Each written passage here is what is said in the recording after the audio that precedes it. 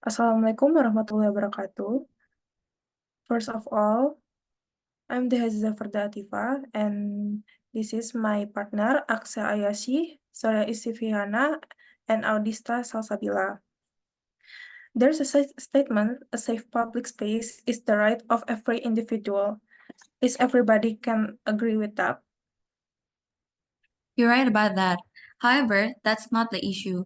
The problem arises when we consider how the sense of safety is experienced specifically in relation to gender.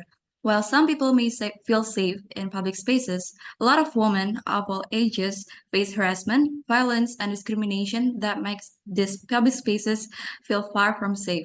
In early 2024, a female student experienced sexual harassment in Brawijaya University at night when the area was largely deserted, and the incident occurred in the Creative Land canteen. And when I visited the location, there were several aspects that could be the cause of sexual harassment at the location, such as poor lighting, overly dense vegetation, and easy access from several entrances. So, how should we fix the problem in Brawijaya University to ensure women's safety? To ensure that, allow us to introduce ourselves from the Berkahsiza group and present our paper, Developing a Gender Environment, Securing Public Spaces in Brawijaya University. Referring to Sustainable Development Goals number 5 on gender equality, there are several missions to be completed. One of which is increasing maternal mortality rate and inequality health access, intimate partner violence, imbalance and lack of privacy, gender-based violence, and child marriage. And also, one of them is related to the security of place, such as public space. Public space play a very important role. There are still many people who feel unsafe, especially women, to freely move there.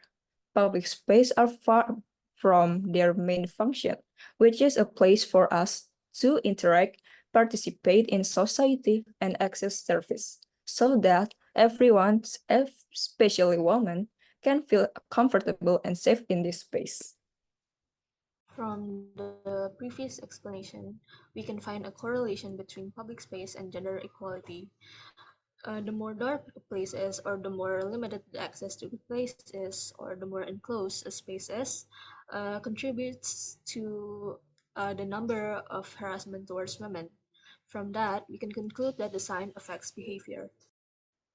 With the concept of gender inequality and a need for safe public spaces, evaluating public spaces to define strategies in creating gender inclusive public spaces are our objective.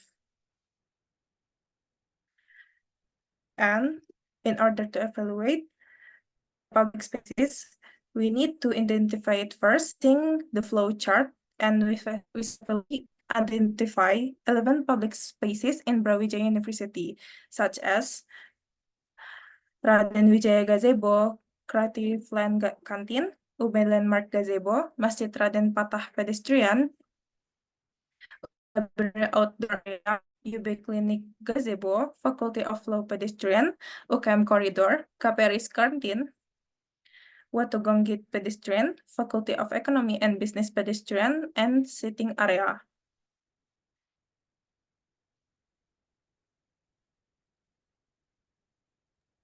We use evaluation technique with assessment from description or descriptive statistical analysis of visibility, accessibility, and supervision criteria. Then we describe it again with the indicator accompanied by the parameter from the general condition of each public space.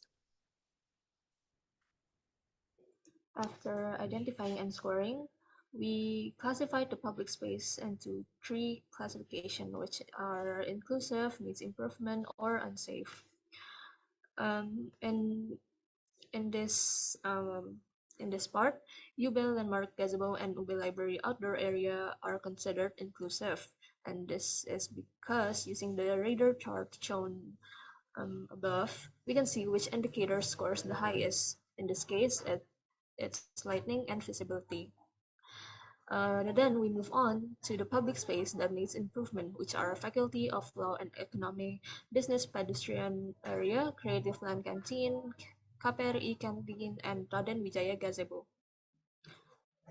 Lastly, to the public space that are considered unsafe are UKM Corridor, Watugong Gate Pedestrian, Masjid Raden Patah Pedestrian, and UB Clinic Gazebo. Based on research held on Brawijaya University to bring out SDGs number 5, which is gender equality, it was found that harassment in campus areas is still going on, especially for women. So we offer several strategic proposals to enhance the quality of public spaces and make them more inclusive and safe for women at Brawijaya University.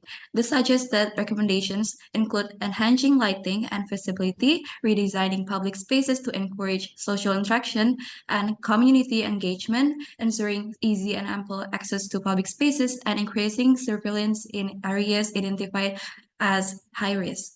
By redesigning public spaces with a gender inclusive perspective, it hopes that it can overcome the historical context of public spaces design, which has often prioritized the male perspective, resulting in spaces that are not inclusive of women. The increasing cases of harassment in public spaces, especially in university environments such as Brawijaya University, which should be a safe places for its students, underscores the need for these steps to be able to create a more inclusive and safe environment for women in public spaces. That's all for our presentation. Thank you for the attention. Wassalamualaikum warahmatullahi wabarakatuh.